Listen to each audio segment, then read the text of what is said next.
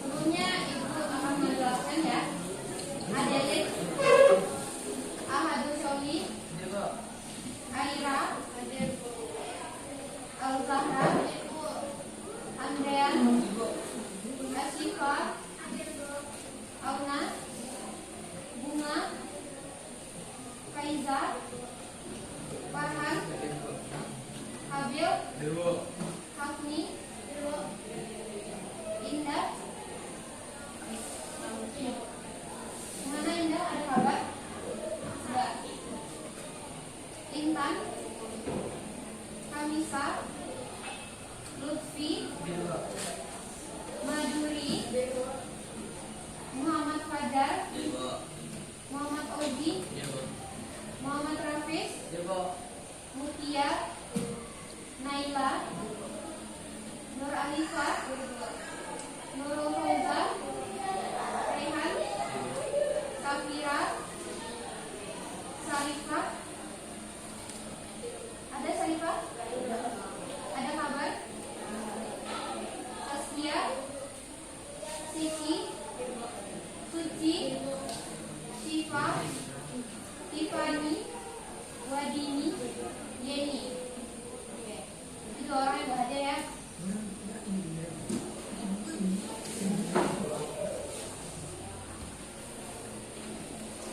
Nah, anak-anak sekalian, hari ini kemarin kan udah Ibu masuk juga kan materi tentang Undang-Undang Dasar dan Hukum, ya kan? Ya kan?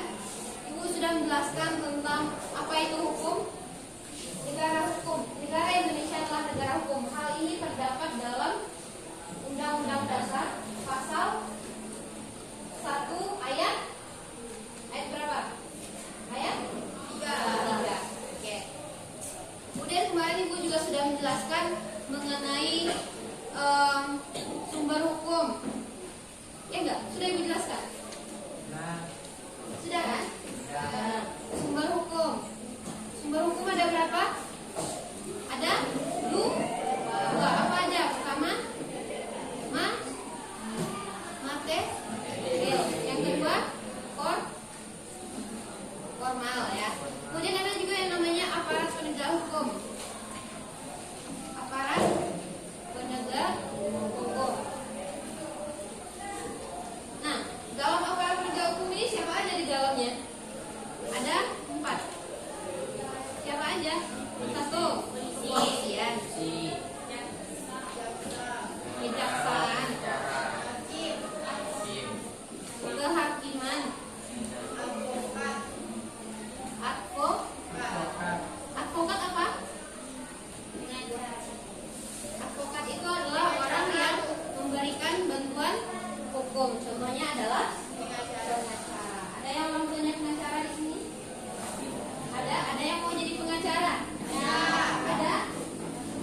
Nah, untuk hari ini kita akan bergeser sedikit dari materi hari ini, yaitu mengenai hak dan kewajiban warga negara. Namun sebelum itu, Ibu minta Anda itu fokus semuanya. Bisa ya? Akan ada satu ice breaking ya. Kalau misalnya Ibu teriakan salam Pancasila, Anda jawabnya salam. Bisa? Kalau misalnya Ibu bilang salam Pancasila, Anda jawabnya salam. Tangannya sambil gini, agak ke depan, agak miring. Ini ya, bisa semuanya? Oke, kita coba ya. Salam Pancasila. Salam Pancasila. Oke, bisa semuanya ya. Tiap kali Ibu bilang itu, Anda harus jawabnya dengan salam. Oke. Nah, untuk hari ini tujuan pembelajaran kita hari ini adalah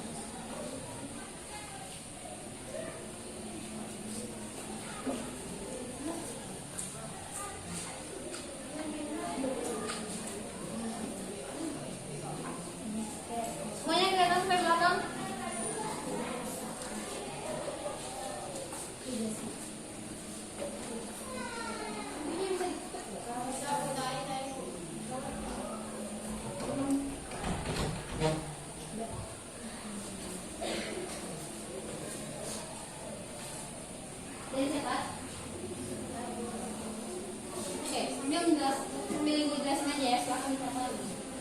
Nah, Undang-Undang Dasar 1945 dan hak kewajiban kita sebagai warga negara Indonesia.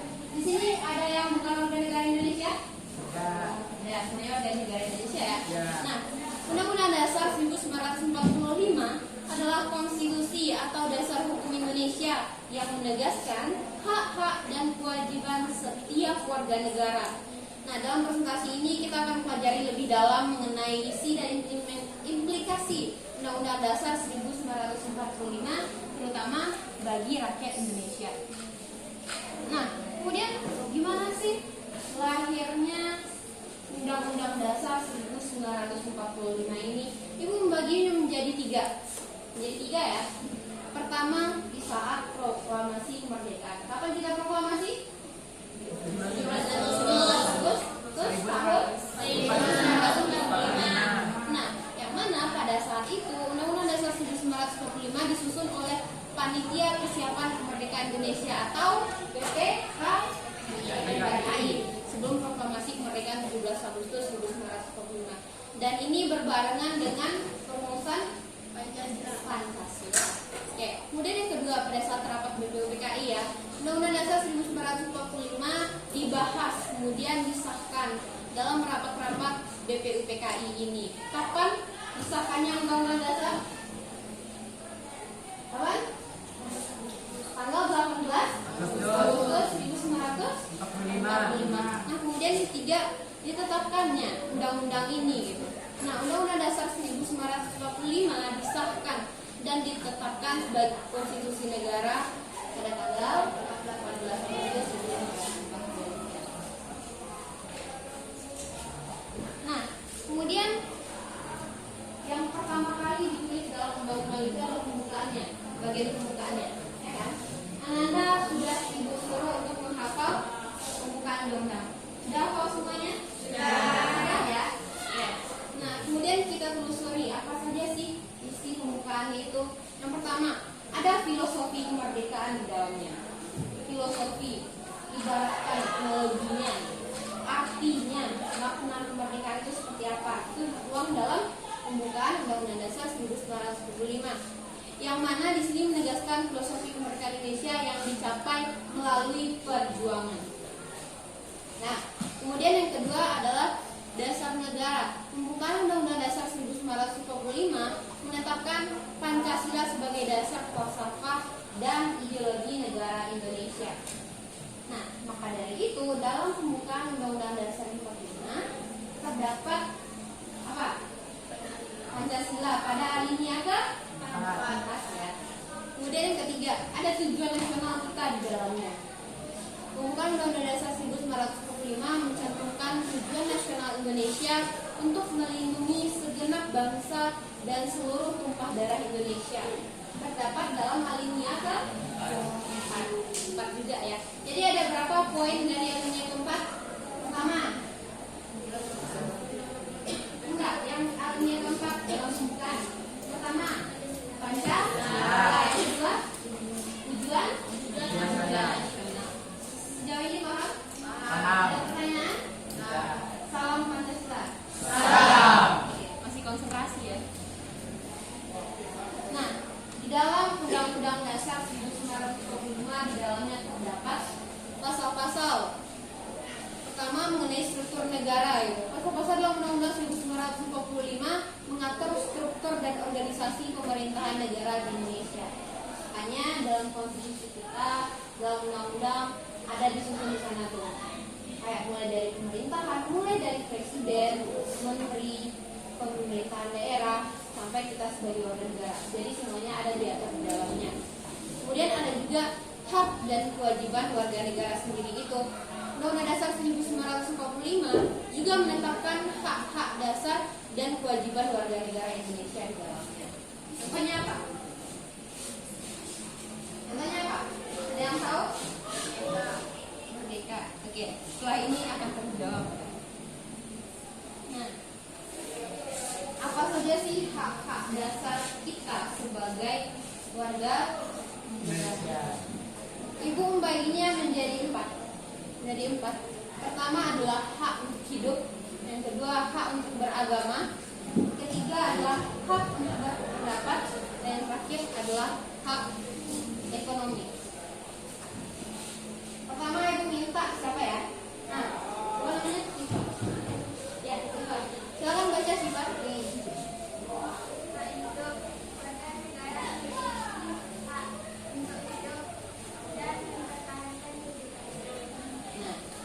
Hak hidup, yaitu warga negara memiliki hak hidup dan mempertahankan kehidupannya. Ini juga termasuk dengan HAM di dalamnya ya. Hak asasi manusia. Kemudian yang kedua ada hak beragama. Silakan siapa ya? Nah, siapa namanya? Nah, Wadini, silakan baca hak beragama. Hak beragama, warga negara bebas memilih dan menjalankan agama sesuai keyakinan. Ya, warga negara bebas memilih dan menjalankan agama sesuai keyakinannya. Ini tertuang dalam Pancasila. Sila keberapa? Sama. Bunyinya jadi salah satu nilai di dalamnya adalah kita sebagai warga negara itu punya hak untuk memilih agama, entah itu Islam dan lainnya. Ada berapa agama yang diakui di Indonesia? 5 atau 6? 5 atau 6? 6.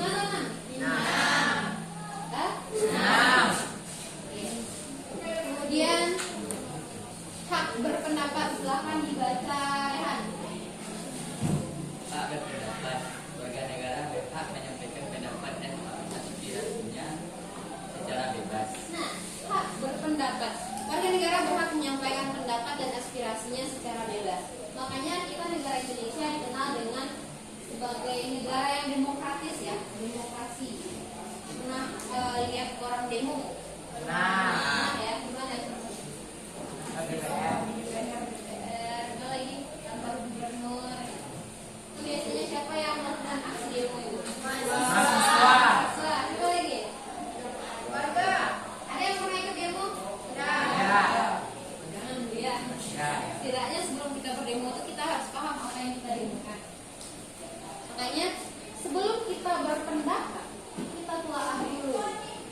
Ini pendapat kita ini apakah emang benar gitu, apakah cuma sekedar emosional saja atau karena cuma apa sih namanya, karena ada desakan dari yang lain atau provokasi dari yang lain gitu. Jadi kita harus berpikir dengan jernih sebelum menyuarakan pendapat. Jadi intinya adalah tidak boleh ikutan. Dan terakhir hak ekonomi. Silakan dibaca Odi. Hak ekonomi, warga negara memiliki hak untuk bekerja dan memperoleh kehidupan yang layak. Oke. Hak ekonomi. Warga negara memiliki hak untuk bekerja dan memperoleh kehidupan yang layak. Apa artinya? Ada yang bisa menyimpulkan nggak? Hak ekonomi. Secara ekonomi kita itu harus sejahtera. Nah, harus sejahtera seharusnya. Tapi apakah kita semua sudah sejahtera saat ini? Belum ya. Dan kita sedang mengupayakan untuk sejahtera tersebut. Nah, kemudian apa saja kewajiban kita sebagai warga negara? Pertama itu adalah memilih. Warga negara wajib memilih dalam pemilihan umum. Anda sudah memilih? Belum. Di bulan November ini kita akan ada apa? Pemilihan gubernur, pemilihan bupati, pemilihan wali kota ya. Atau pilkada. Belum ada yang pilih? Belum ya. Nah, untuk memilih itu biasanya minimal umur 17 tahun ya. Jadi Anda nanti saat umur 17 akan memilih tersebut, akan menggunakan hak pilihnya. Dan dalam memilih kita memiliki azas yang namanya Luber-Jurdil. Pernah dengar? Pernah dengar? Luber-Jurdil. Dan ini harus dipegang oleh setiap pemilih. Tapi di saat sekarang ini, fenomena sekarang ini itu udah minim sangat. Nah, luber, lunya langsung apa? Langsung bebas, rahasia, jujur, dan adil. Nah, jadi apa? Bebas, jujur.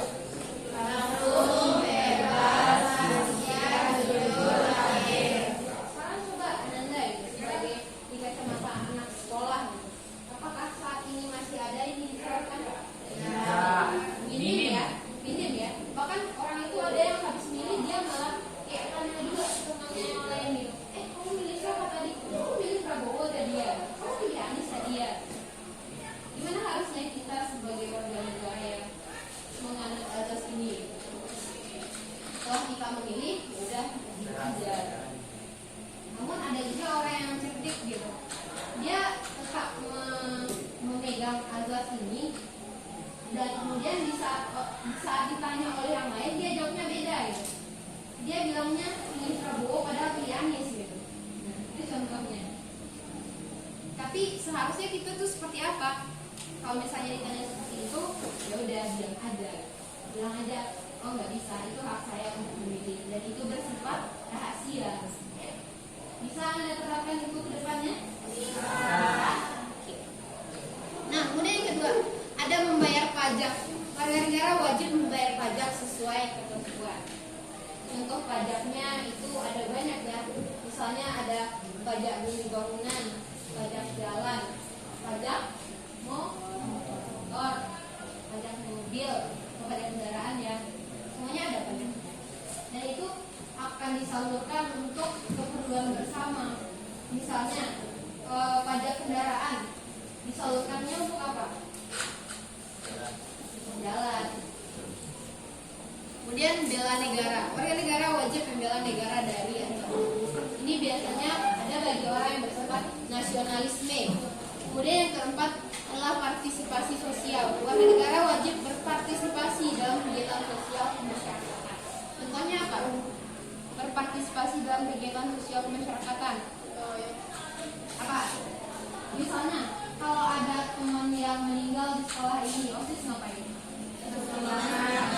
Apakah itu merupakan partisipasi sosial? Ya. Kemudian peranan warga negara dalam menjaga NKRI.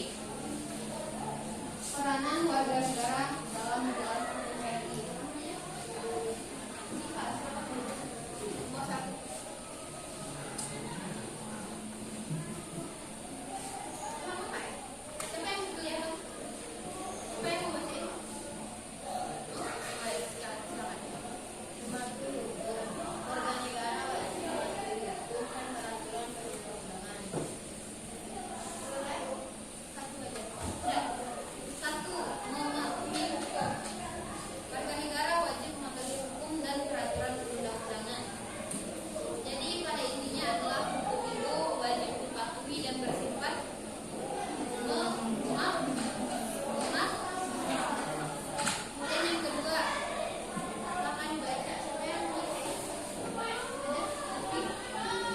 Menjaga persatuan, warga negara harus menjunjung tinggi Bhinneka Tunggal Ika dan menjaga persatuan bangsa.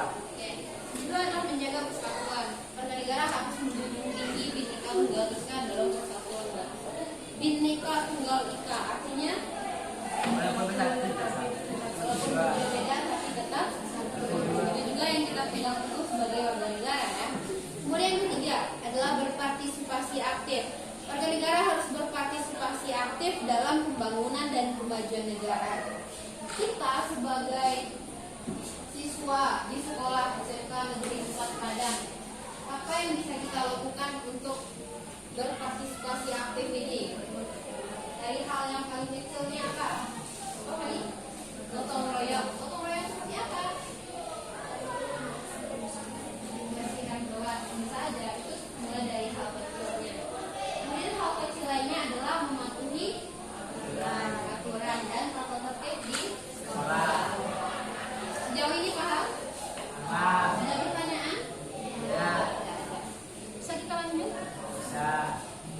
Nah, kesimpulan dan pesan moral. Kesimpulan kita hari ini adalah Undang-Undang Dasar 1945 atau UUD 1945 adalah fondasi hukum dan ideologi yang menjamin hak-hak serta mengatur kewajiban warga negara Indonesia Setiap warga negara memiliki peran penting dalam menjaga dan mewujudkan cita-cita NKRI berdasarkan nilai-nilai luhur Pancasila. Ya, ada yang rasanya kata sulit nggak di sini? Ada?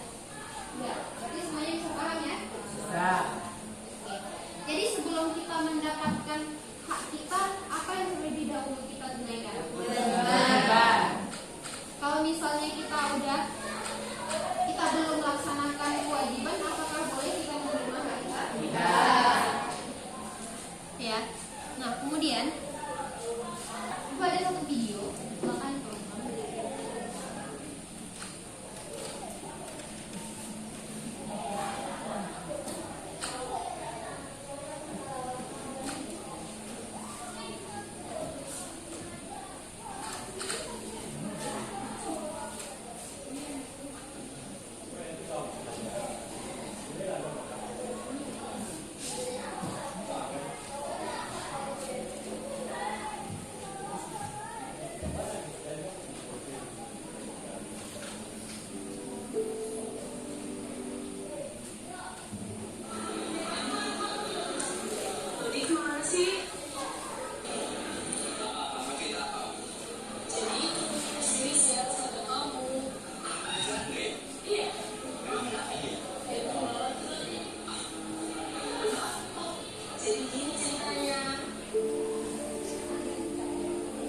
Silakan ditonton.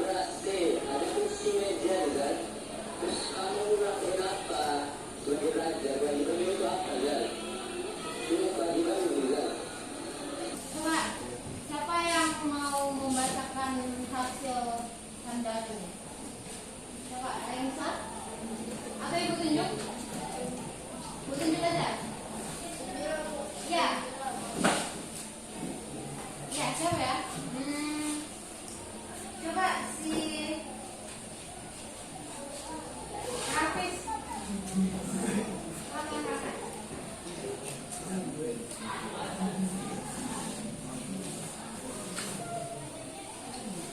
Jadi gimana Mbak? Ya.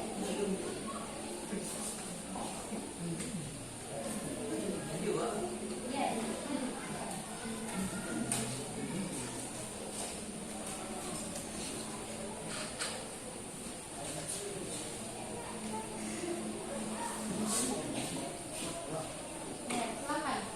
Yang lain silakan didengar ya.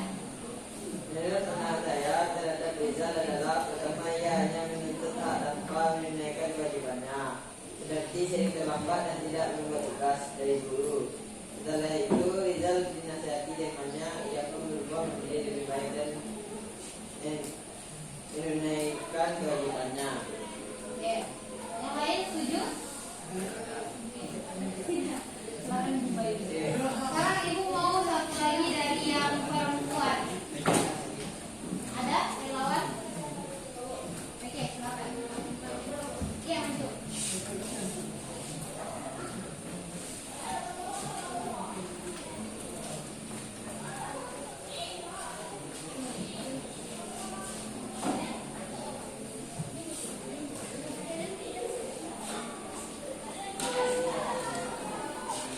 Menurut pandangan saya terhadap Rizal adalah Rizal selalu menuntut hak tanpa melakukan kewajibannya. Dia tidak melakukan kewajibannya sebagai pelajar, tidak mendengarkan guru yang menyerami dan membuang sampah sembarangan. Tapi dia menuntut haknya dengan mendapati materi dari guru dan fasilitas sekolah. Tetapi ketika Rizal dinasihati oleh temannya, dia sadar dan dia berubah tidak seperti itu.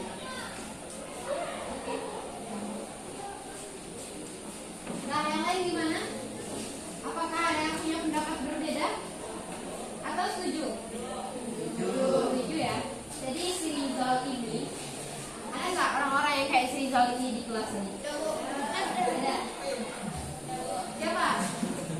Praktis.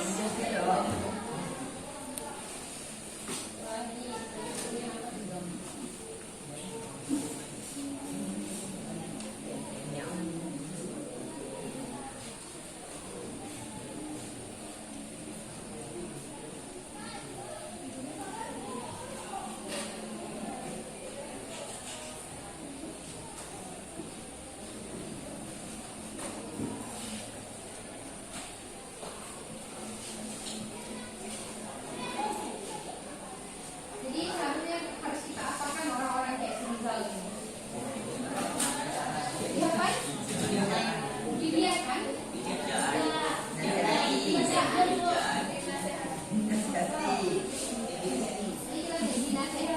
Dinasehatinya gimana caranya? Lewat orang-orang terdekat.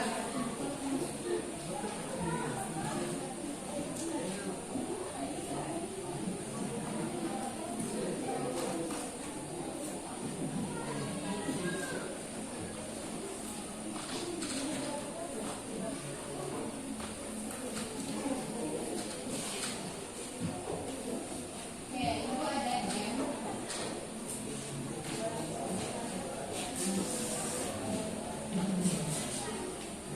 Mau main game nggak?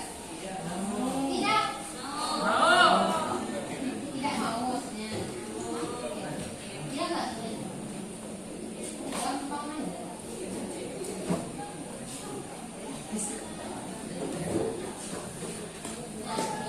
Permainan mencari kata. Sebelumnya ada 7 orang yang mau ke depan untuk memainkan game ini. Siapa? Silakan ke depan.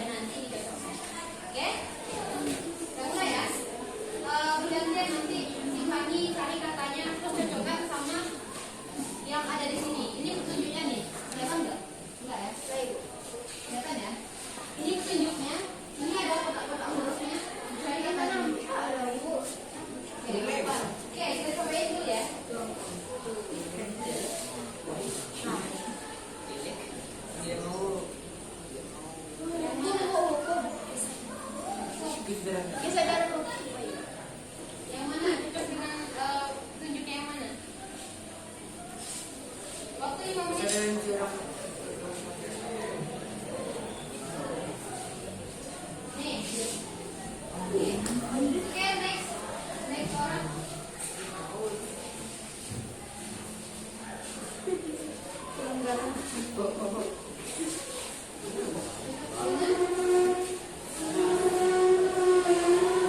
Yes, yes, next. Yang mana? Nakal.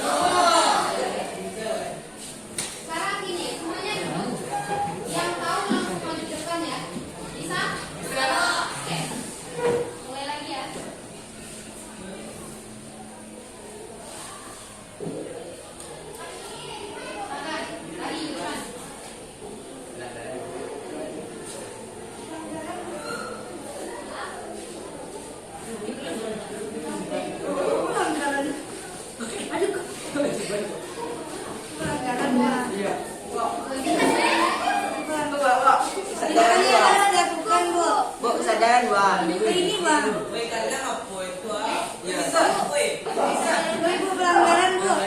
Kok kesadaran dua? Kok bisa ajaran dulu? Iya. Ini. Ya. Iya sih. Kesadaran dua. Mana-mana. Wah. Ajaran hukum. Yang ini Bu. Oke. Ini semua ini.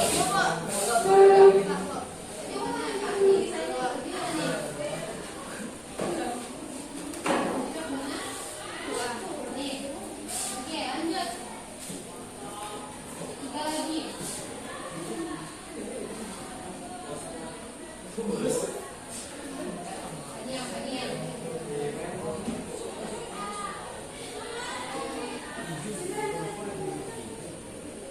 Yang mana?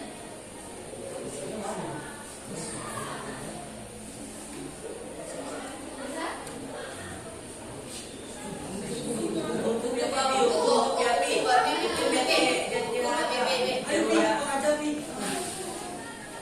Oke. Jangan. Oke, dua lagi. Yang mana? Dua lagi ya?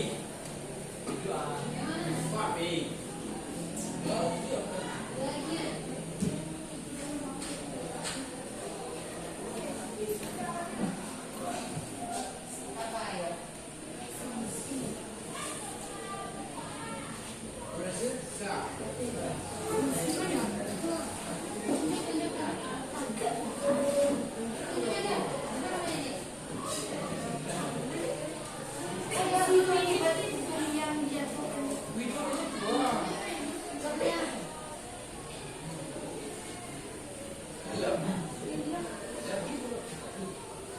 Ini.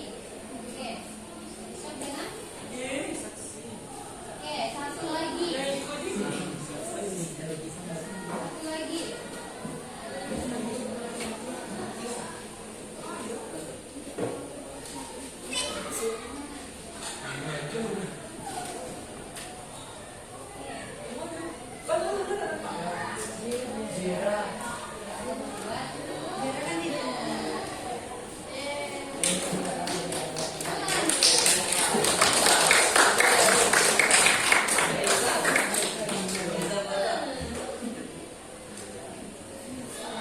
Jadi untuk pembelajaran kita pada hari ini ada yang bisa menyimpulkan? Ada yang bisa menyimpulkan? Atau ibu yang menyimpulkan? Ibu aja. Oke. Jadi untuk hari ini pembelajaran hari ini makna pembelajaran hari ini adalah yang namanya hak dan kewajiban itu harus seimbang ya, harus seimbang. Ketika kita menuntut hak, kita harus bercermin dulu apakah kita sudah melaksanakan kewajiban. Oke, semuanya dimengerti? Ada pertanyaan? Oke, kalau begitu untuk pertemuan kita hari ini kita cukupkan sampai hari ini. Sampai ini, untuk minggu depan, insya Allah kita akan melaksanakan ulangan ya. Oke, silakan dipersiapkan dirinya dan juga bersiap-siap untuk puas ya. Oke, mungkin sekian pembelajaran pada hari ini. Ibu ucapkan Assalamualaikum warahmatullahi wabarakatuh.